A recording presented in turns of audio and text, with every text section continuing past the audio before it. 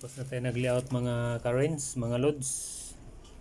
Kapag lagay na tayo ng molding at saka amco box, binaringan ko na rin mga currents. So lagyan na natin ng outlet mga currents. Ganito yung pag-jumper mga currents ng tugang outlet.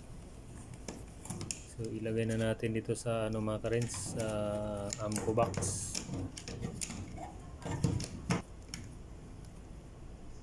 Ganito lang yan siya mga currents. Mayroong sukatan to mga currents yung outlet. Sukatin nyo kung gaano kahaba yung balatan nyo. Alisan nyo ng balat yung wire kung gaano siya kahaba. Yung strand mga currents mo.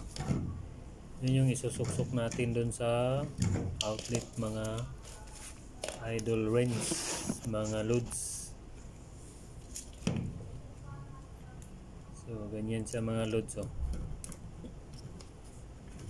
Ikot lang yan, tapos ikot, tapos hindiin mo lang yan mga currents.